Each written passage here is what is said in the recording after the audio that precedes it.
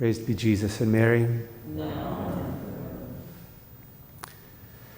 Our Lord is true man and true God, and because he is true man, he has every human emotion and every human passion. Because he is true God, the God-man, every one of his emotions and every one of his passions are ordered towards the good and completely governed by reason. That's why our Lord is able to use even anger to do good. Whereas for us, that's difficult to relate to because our own emotions and our own passions are kept in check and in order only at the cost of great efforts, and it's only very rarely that we succeed, and most of the time our passions are disordinate and not really helpful. In our Lord, each and every one of his emotions, each and every one of his passions, though present, was always ordered to the good, to virtue. Again, with our Lord's anger, we see that because our Lord uses his anger to do the good that the Pharisees failed to do. They culpably took the Sabbath observance, misinterpreted it to the point of refusing to work, refusing to do even the will of God on the Sabbath. Obviously, that's excessive, and culpably so.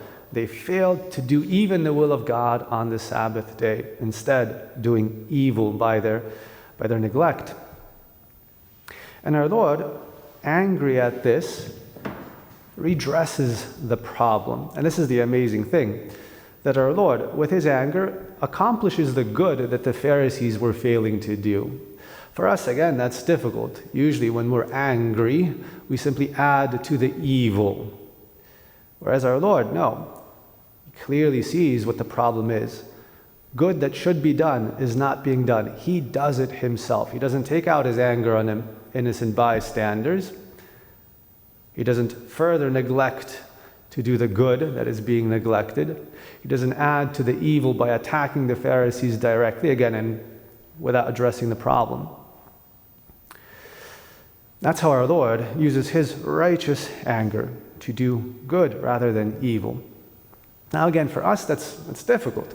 That's why the saints, especially St. Francis de Sales, recommends that we not use our anger because it's a tool that's so difficult to use, it's often not helpful. It gets out of control, we know from personal experience. So unless it's absolutely clear that at a given moment we have to act right away, it's better to let our anger subside. Precisely because passions blind the intellect, and this passion anger is just so unruly. And in those cases when it is absolutely clear that we have to act right away, as our Lord, we should use our anger to do good, to address the problem. Don't use the anger to add to the evil. Use it to do the good that is failing to be done or stopping the evil that is being perpetrated. Our Lord is for us in every way an example of how to use our emotions and our passions for the good, as challenging as it is.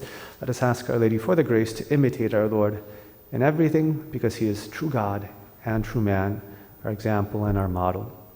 Praised be Jesus and Mary. Now